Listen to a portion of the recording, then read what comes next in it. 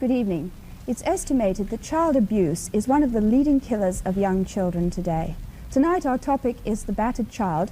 We're going to discuss this subject with our guests, Miss Ellen Thomson and Dr. Theodore Putnam. They are the co-authors of a book, Child Abuse, A Community Challenge. They are also both members of a task force on child abuse in Buffalo, New York. Miss Thomson is a social worker and former director of the Child Abuse Project for the Children's Aid Society, and Dr. Theodore Putnam is a pediatrician in private practice. Dr. Putnam, as a pediatrician, when you think in terms of child abuse, what comes to mind? I mean, what falls into this category? Well, it's difficult to lump all different types of maltreatment into one statement or one coin phrase, battered child or child abuse. There are many different types of maltreatment of children, and these include physical abuse of a minor or major nature, emotional abuse or maltreatment, or battering, which is sometimes a little bit more difficult on the child, and also neglect, so that you have a number of different types of abuse that are all sort of lumped together when you speak of them. Now, of these types, which is the most common? I suppose statistically you would have to say the physical type, because it's very difficult to define what emotional abuse or battering is and what neglect is, because different cultures have different ideas of what that is or what it isn't. In our culture, what would the criteria be for neglect or for emotional abuse, say? For emotional abuse, I would suppose you would pick a normal upbringing situation in a family, and anything that is outside that or coning in on one child or a number of children to psychologically abuse them, to make them feel inferior or what have you, would be a form of emotional abuse. From a neglect standpoint, it's a different story. It's just complete and utter leaving alone of a child, perhaps not feeding or dressing or keeping the child warm so that they become malnourished, etc. Mm-hmm. Well, just one minute, in reference to the battered child, now where would you draw the line between disciplining a child corporally and battering a child? Very fine line. And actually, I think that's one of the difficulties. In fact, one of the studies done on child abuse by a Dr. Gill, he did a nationwide study, he really made the point that until we say corporal punishment is outlawed, we will always have child abuse. That certainly if society says it's all right to hit a child, spare the rod and spoil a child, or something of this sort, then, you know, when do you say it's gone too far? And how can a parent know when he can control himself or not? That it's much easier to step over and harm a child, even if your intent was just discipline. Mm-hmm. Would you find that the one carries over very often into the other? I was going to actually ask you what type of parent most commonly abuses their child. I mean, is it the psychotic parent, the sadistic, emotionally detached sort of parent, or is it the so-called normal parent who just simply can't handle his or her anger? I think we'd all feel much better if it really were the psychotic, sadistic person. Because it's kind of frightening to think that any one of us who might be a parent actually could abuse our child. And yet, from the kinds of studies that have been done and from our experiences, it really is true that given the right set of circumstances, anyone could end up abusing their child. So that you get a picture of parents that pretty much runs the gamut. You have some parents who, yes, are mentally ill and could be hospitalized in a mental hospital. And at the other end, you have parents who very much present as respectable people, you know, a two-parent family living in a fair neighborhood, having a clean house, taking good care of their children in every other way, but ending up abusing their children. So virtually there, but for the grace of God, go a goodly number of parents. If you look into the background of parents who abuse their children, is there a pattern of abuse there too? Is it a self-perpetuating cycle? It can be. Unfortunately, with abuse, we don't have a lot in the way of longitudinal studies of following, say, an abused child from the time of the incident right on through adulthood. But from what has been done, it's pretty clear that unless there's some kind of intervention and some kind of help given along the line, that child may very well become a battering parent. Because one of the things that's lacking in a parent who ends up abusing their child is a feeling of self-worth and being a good person that people care about, of really feeling loved, I guess. And because this is lacking, they end up having a lot more feelings that end up often in abuse. Dr. Putnam, if somebody brings a child into your office which you suspect is a case of battery or just emotional abuse or neglect or whatever, but you don't know, it's got the indications, but the parent says otherwise, what do you do?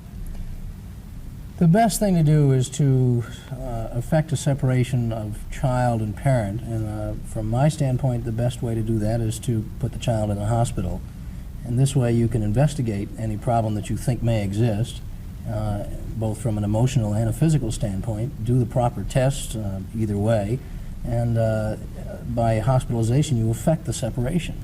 And if you do suspect that there is an ongoing condition of abuse or perhaps one incident of abuse, then it's a requirement by law that this be reported to the proper authority.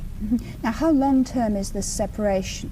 After hospitalization is completed, the injuries are repaired, so to speak? Well, I think that it depends on what you find in considering the evidence that you have from the hospitalization. A lot depends on how severe the abuse is. I think that the national statistic is somewhere around 8 months, but that encompasses periods of a day to 2 days only in hospital to permanent separation from parents into foster care and perhaps adoption later on. So there's a great wide area. Usually, though, I don't know what the statistic is here in this area, but I believe the more widely circulated national statistic is about 8 months. You say it's the law for pediatricians to report this, but now if a patient comes to you and says, I have brutalized or battered my child, aren't you then somehow breaking a patient-doctor bond? The physician-patient relationship or privileged communication does not hold in the case of child abuse. Nor does the lawyer-client relationship supposedly hold. You are exempt from that, and you are required by law to report this. It really isn't felt to be a violation of this. And this is carried out. Pediatricians go along with this. They report them? Well, yes. That's a point of contention, I suppose, because it's felt generally that the practicing pediatrician, the private pediatrician, does not report as many cases as he sees.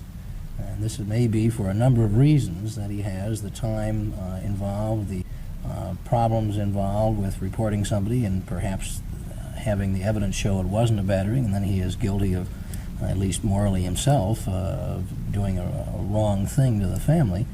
And time in court, and nobody likes to get on the stand. The doctors are really a little bit afraid of lawyers, I have to say, and so that you don't find doctors many times reporting a suspected case or even some blatant cases. They feel that they may be able to handle it themselves. Imagine it must be very difficult to have any real indication of how widespread a problem this is, because it must be difficult to amass statistics, since parents obviously have a tremendous guilt problem here and would lie and everything. But how widespread, in your opinion, do you think it is? Well, certainly I don't think child abuse is the most extensive problem affecting children today. We certainly pay a lot of attention to it, and rightly so, because it can be very serious. When you think of an infant with a fractured skull and possible permanent brain damage or something like that, obviously that's a very serious problem for that child. But say, as far as percentage of population, it would be a very small percentage of the population that actually gets abused. Well, when was the last case that you had in your office, Doctor? About 3 months ago. 3 months ago. And how frequently do you see these cases?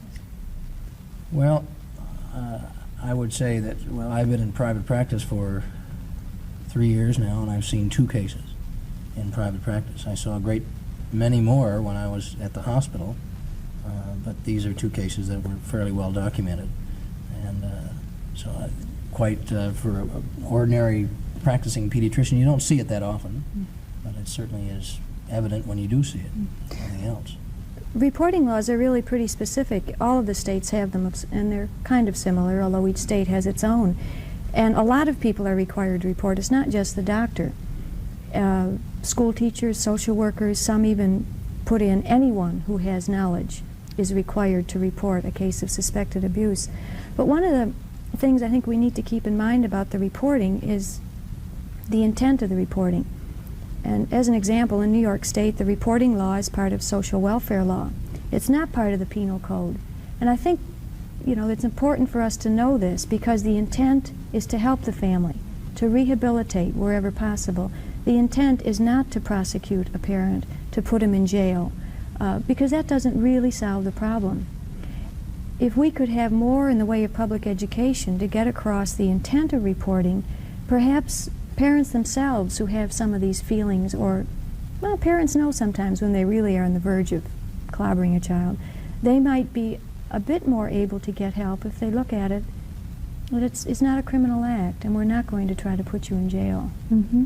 But I think the common feeling is that it is criminal. And in fact, many people feel it ought to be, as long as it's the other person who's done it. But very often child abuse is symptomatic, isn't it? It's just a manifestation of an inner condition, Right. which Mm-hmm. should be treated. The child is there, so it gets clobbered. But if the child weren't there, the object would be somebody else or something else, Mm-hmm. the object of venom and wrath.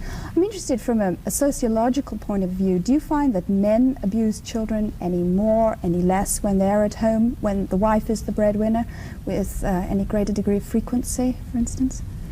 Statistics that we do have show pretty much, you know, even kinds of things between father and mother.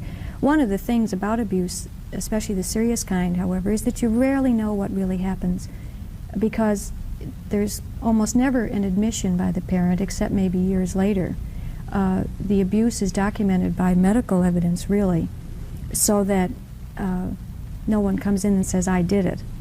And it's often just you kind of guess which parent may have done it. But it seems to be pretty well divided. It's fairly evenly divided, although you'll find that Ellen and I may differ on a few points because I read the medical literature and she reads the social literature. But from what I gather from the literature that I read, the father is the more abusing parent in overall numbers of cases, but in the more serious cases, it's by and large the mother. Why do you think this is so? I really don't know. I think that's something for a psychologist to work out, but there's this is rather clear in the statistics, at least of medically reported cases, that the father is the more, at least if he abuses, he doesn't abuse as badly as the mother does. Have you personally seen abuse cases where it has been the father who has been instrumental? Oh, yes. Mm-hmm. Yeah, and mother also. The only fatalities that I've been involved with, which were 4, were all mother. Mm. Oh, really? Yes. Yes. How about boys versus girls? Do girls, you know, suffer more, or do boys suffer more, or is it more or less even? That's pretty much 50-50, right?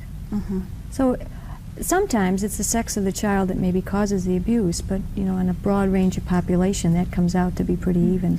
And is it confined to any socioeconomic strata of society, or is it diversified? I think it depends what study you do and where the reporting comes from. That's, of course, the problem in all of this. When we talk about abuse, we're really talking about cases that get reported. So then you have to look at where are the ones that aren't being reported, or are there any? It's true that the poor tend to have to use, you know, clinics, public hospitals, and so on. They don't have the private pediatrician, so they're much more visible, so that reporting could be weighted that way. Actually, studies have shown contrasting things. Some have shown predominantly poverty areas, and others have shown more or less middle class. I would say most studies pretty much show that it's not upper middle class America that's abusing their child, or certainly not what's getting reported. Mm-hmm. I think this is what Gil pointed out, and it's the fact that perhaps the private pediatrician is being maligned by being indicted for not reporting as many cases as he sees. That nobody doubts that he does. Who pointed out, sorry? Well, that if we talk about higher socioeconomic versus low, most people who have a private pediatrician would be on a higher socioeconomic scale, and that it would show from the statistics that fewer of these people have been reported as abused children. Is this because fewer of them are abused or because fewer pediatricians report them? Gill feels from his study that perhaps poverty is at fault in one of the etiologic agents leading toward battering. In other words, there are many more tensions, crises that occur in a family where there's less to eat, there's no heat, there's no water, than there are in families that are fairly well situated. And so perhaps battering may be a disease of poverty. Mm-hmm. He doesn't say that it is specifically, but there's good indication. What are some of the other causes other than poverty? Do you find that a child who is not wanted in the first place is perhaps more vulnerable? Do you find that marital difficulties aggravate the situation? Or does it have nothing to do with any of this? Actually, all of those things could play a role in the abuse. And I think one of the things that's pointed out in some of the literature by Drs. Helfer and Kemp is that there needs to be this combination of a certain kind of parent and a specific child, and then really a crisis incident. The parent, and now we're talking really about, the more classical battering of an infant or a young child, not something that comes out of discipline. But the parent has probably had this background of no parenting or feeling loved or wanted himself. And very often people have babies sort of expecting the baby to love them. And then you have a specific child. Well, if that child happens to be kind of a normal, pretty healthy, responsive child, things go along fairly well. But if, for example, all of a sudden this very nice baby, is spitting up and not eating, and, that adds something. That's a source of irritation. And then you have a particular crisis situation, and maybe that week, there wasn't as much money come home, or the husband and wife had a quarrel, or there was a death in the family. Something out there happened which led to more pressure, more tension. Well, kind of the combination of those three things come together, and the parent ends up battering that child. Mm-hmm. It doesn't mean he doesn't love the parent either, because that's how these kids get to the hospital. The parent does care, and they want medical help. Right.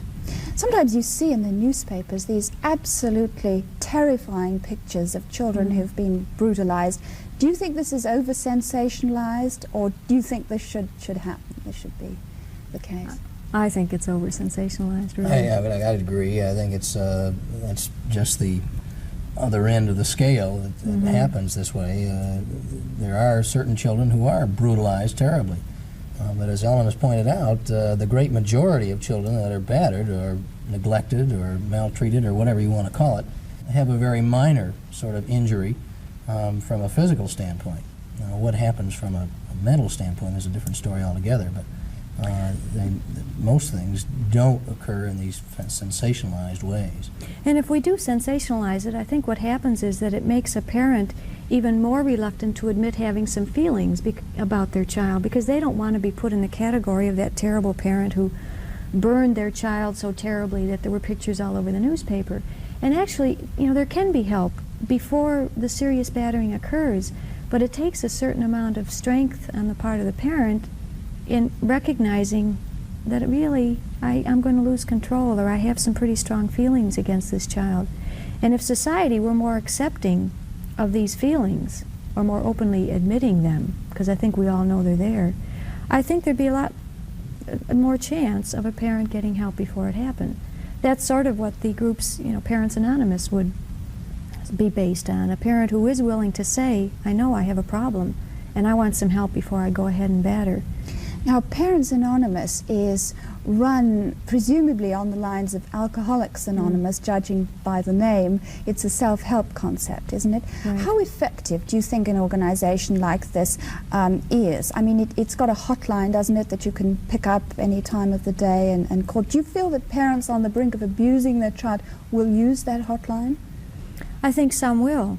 But again, this depends on the kind of work that's been done ahead of time. If you just sort of advertised in the paper, if you feel like abusing your child, come to this group meeting, I don't think you'd get too many coming.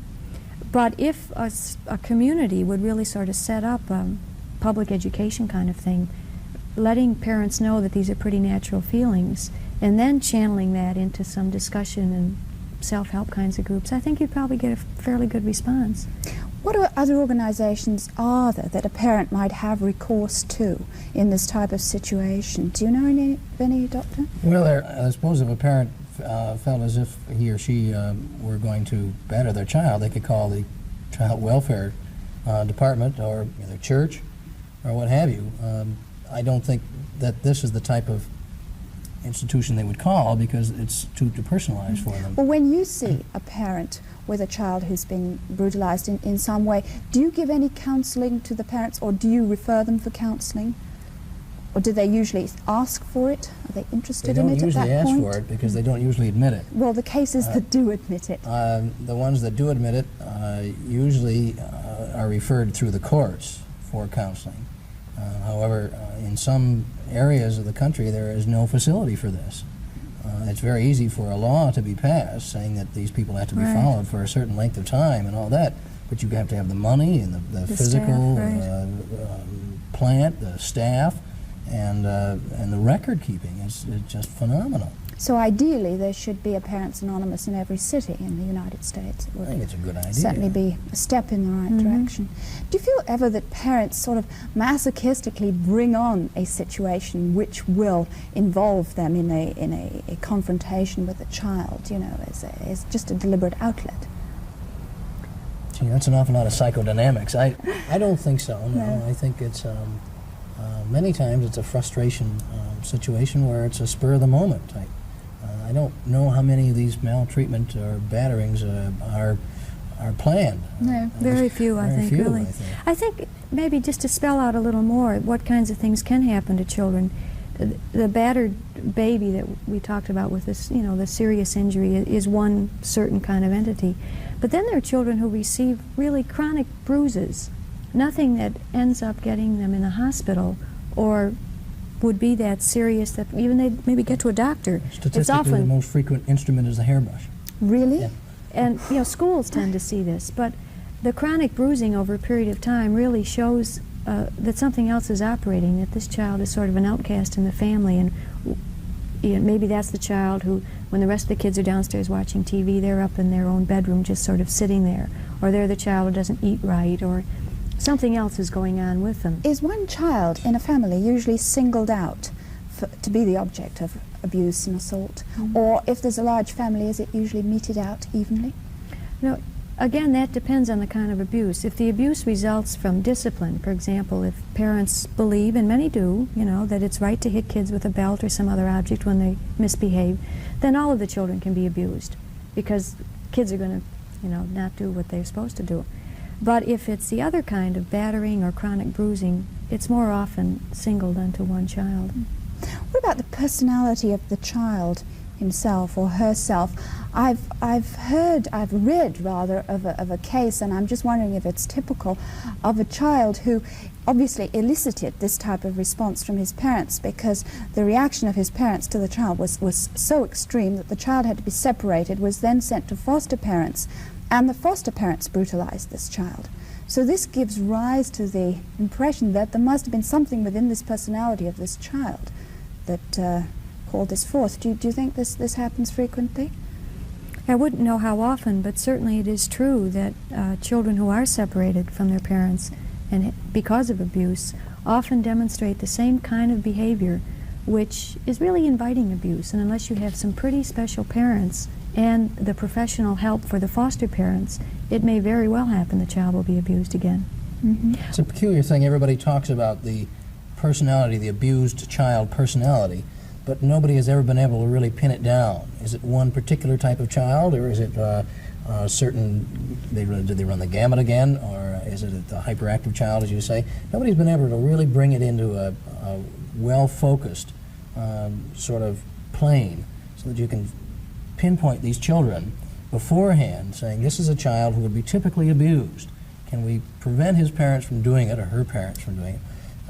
But nobody can bring this into us yet. I don't know why. Perhaps the study isn't full enough, or what have you. I want to bring up one point that it isn't always the parent who abuses also. There are sitters, and there are also siblings. Yes. We have in the medical literature case reports of, I think, 4 or 5 deaths caused by sisters or brothers or cousins from ages 4 to 8 would cause the death of their small baby sister and brother. Wow. How about the personality, as you were talking, of the child, the psychology of the child? Do you think this child will be affected psychologically, irrevocably for the rest of his life by being brutalized in this way? Do you think this child will ever learn to trust again? Is there any hope, in other words, for the battered child? Certainly there is hope, and we have seen this in situations where children have been removed because of serious abuse and lived in foster care for a couple of years. Parents, meanwhile, admitted to some problems and got some help themselves, in a way learned to get along with the child, sort of renewed acquaintances with the child on a better plane, and the child has been able to go back home. Mm-hmm. And so there certainly is hope, and the important thing is early intervention of a helpful kind. We've got 2 minutes left, and in this 2 minutes I'd like you both to tell me what you feel is wrong with the system as it exists today on this subject. I'm sure you could talk for half an hour. You've got 2 minutes, unfortunately. Right. You have the first minute. Okay. One of the things is that there are several disciplines involved in handling child abuse. Obviously the medical, the social work, and the legal profession. And there often are tendencies for each one to feel that they have the expertise and they are the ones to completely handle abuse. So that in communities you might find some real disagreements as to how cases should be handled and who should report, and kind of saying they don't know what they're doing or whatever. And what we've learned is that these three disciplines have to work together. And that one of the things communities have to do, you can pass all the laws you want, but you have to get together and decide in your community, how are we going to handle child abuse? And it involves the three professions working together as a team, and that's really essential. I think that's the main point that almost everybody brings out, and certainly has worked in places like Denver and Boston, where you have a community program ongoing, but it nevertheless is all funneled into one group of expert people who deal with this day in and day out, who know how to approach parents, take care of the child, direct therapy for the parents and for the child, and follow up on this. The important part being the follow-up. It's an ongoing sort of program. Thank you very much. Unfortunately, the 2 minutes is up. Thank you both, Dr. Putnam, Miss Ellen Thomson. We'll be back again next week. Good night from Woman.